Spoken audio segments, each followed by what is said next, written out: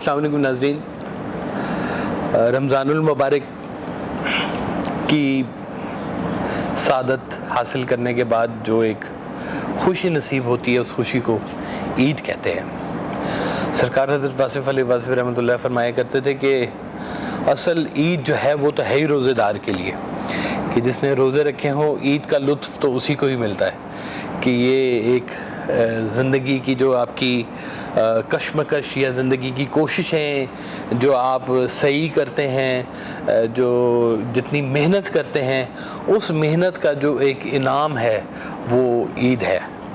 ایک بڑا آپ کا قیمتی فکرہ ہے سرکار حضرت واصف علیہ واصف رحمۃ اللہ علیہ کا۔ آپ فرمایا کرتے تھے کہ اپنی زندگی کو رمضان جیسی بنا لو تو موت تمہیں عید جیسی ملے گی۔ یہ ساری زندگی پہ محیط ایک بات ہے کہ اگر ہم اپنی زندگی کو رمضان جیسی ہی بنا لیں تو پھر آخرت کی جو ایک ہے وہ تو پھر خوشی ہی ہے کہ جس نے یہاں پر رہتے ہوئے اپنی زندگی کو رمضان کے قریب رکھا، رمضان میں کیا کیا ہم نہیں کرتے وہ ساری باتوں کو غور کیا اور اس کو اپنی زندگی کے اوپر جس کا نزول ہو گیا تو اس کی آخرت جو ہے وہ پھر عید سے کم نہیں ہوگی، اس کی خوشی عید سے کم نہیں ہوگی۔ عید تو پھر ایک دیدار کا نام ہے، ایک خوشی کا نام ہے۔ وہ ایک شعر مجھے یاد آ گیا سرکار حضرت واصف علیہ واصف کا، آپ فرماتے ہیں کہ کتنے منظر نظر سے گزرے ہیں، کتنے منظر نظر سے گزرے ہیں، عید کا چاند جب نظر آیا۔ تو یہ جو عید کا چاند ہے یا جو عید ہے یہ ایک قسم کی عید سعید ہوتی ہے، خوشی ہوتی ہے، ایک دیدار ہوتا ہے۔ ایک مجھے اور آپ کا شعر یاد آ گیا کہ تیری دید کم نہیں عید سے، کوئی پوچھے بابا فرید سے، تو نگار خواجہ سنجلی، تیرا نام داتا علی علی۔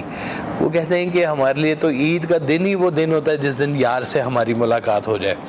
وہ مجھے یاد آ گیا ایک واقعہ کوٹ مٹھن شریف کے حوالے سے مشہور ہے کہ وہاں پہ مجذوب ہوا کرتا تھا جو اکثر کہا کرتا تھا کہ عید کداں، کہ عید کب ہے، تو وہ لوگ اس کی بات کے اوپر ہنستے رہتے تھے۔ تو ایک روز حضرت خواجہ غلام فرید کوٹ مٹھن شریف والے جو ہیں وہ تشریف لائے وہاں پہ، تو مجذوب نے پوچھا کہ حضور عید کداں، تو انہوں نے جواب دیا یار ملے جداں۔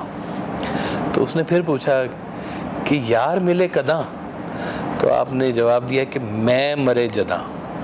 تو پھر اس نے پوچھا کہ جی میں مرے کداں، تو پھر آپ نے جواب دیا یار تکے جداں، یعنی کہ یار جب دیکھتا ہے وہ پھر آپ کے اندر کی میں بھی مرتی ہے اور وہ پھر دن آپ کے لیے عید کا دن ہوتا ہے کہ آپ کے اندر کی باطن کی جس دن صفائی ہو گئی، آپ کے اندر کی میں مر گئی، تو سمجھے وہ دن آپ کے لیے عید کا دن ہو گیا۔ یہ رمضان ہمیں سارا یہ آپ کے اندر کی ایک میں ختم کرنے کا جو ایک ذریعہ ہے نا وہ بنتا ہے آپ کے لیے کہ آپ جو ہے وہ اپنے نفس کے اوپر جو ہے حاوی ہوتے ہیں۔ نفس آپ کو بھوک کہتا ہے، آپ اس کو روکتے ہیں۔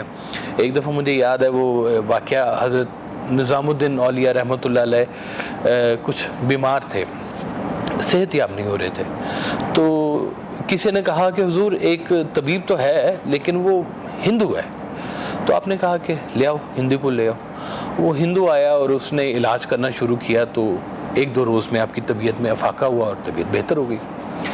تو حضرت خواجہ نظام الدین اولیاء نے پوچھا کہ یہ اتنا شفا تمہارے ہاتھ میں یہ کہاں سے آئی ہے؟ تو اس نے کہا کہ میں ہمیشہ اپنے نفس کے خلاف کام کرتا ہوں۔ میرا نفس اگر مجھے کھانے کے لیے کہتا ہے تو میں اس کو بھوکا رکھتا ہوں، میرا نفس اگر مجھے خوشی کے لیے کہتا ہے تو میں اس کو غمگین کرتا ہوں۔ جو کام میرا نفس مجھے کہتا ہے میں ہمیشہ اس کے خلاف کام کرتا ہوں، تو مجھے یہ شفا مل گئی ہے۔ تو حضرت نظام الدین اولیاء نے فوری طور پہ کہا کہ تمہارا نفس اسلام قبول کرنے کو کہتا ہے؟ تو اس نے کہا نہیں۔ تو ہم نے کہا پھر کر اسلام قبول، کیونکہ تو ہمیشہ اپنے نفس کے خلاف تو نے کام کیا ہے۔ تو یہ عید جو ہے یہ بھی ایک قسم کی خوشی ہے کہ جن لوگوں نے اپنے نفس کے اوپر، اپنی خواہشات کے اوپر جنہوں نے کنٹرول کیا، ان لوگوں کے لیے عید ہے، ہمیشہ ہی عید ہے۔ اور زندگی ہماری خواہشات کا ایک سمندر ہے، اور جن لوگوں نے ان خواہشات کے اوپر کنٹرول کیا وہ ہمیشہ پار لگے۔ ایک جگہ پہ سرکار واصف علیہ واصف کہتے ہیں کہ کچھ بزرگ ہوتے ہیں جو آپ کی خواہشات پوری کرتے ہیں، اور کچھ بزرگ ہوتے ہیں جو آپ کی خواہشات ختم کر دیتے ہیں. تو یہ خواہشات ختم کرنے والے بزرگ بڑے طاقتور لوگ ہوتے ہیں کہ جو آپ کے اندر کی خواہش جو ہوتی ہے، اس کو پکڑنے کی خواہش جو ہوتی ہے، اس کے اوپر چلنے کی، اس کو ہی ختم کر دیتے ہیں. آپ کا اس کے اوپر ایک کنٹرول ہو جاتا ہے. وہ اختتام پہ میں چند واعظ صاحب کے جو جملے ہیں وہ میں آپ کی خدمت میں پیش کرتا ہوں کہ آپ فرماتے ہیں کہ روزہ رکھنے والوں کو عید مبارک، روزہ نہ رکھنے والوں کو، توبہ کرنے والوں کو اور معذرت کرنے والوں کو عید مبارک، غریبوں کو مدد کرنے والوں کو عید مبارک، اپنے آپ کو دوسروں کے لیے مفید بنانے والوں کو عید مبارک، اللہ کے رسول اور پاکستان سے محبت کرنے والوں کے لیے عید مبارک، آپ اور آپ کے احباب کے لیے عید مبارک، اور میری طرف سے بھی آپ تمام احباب کو عید مبارک. اللہ آپ کو سلامت رکھے.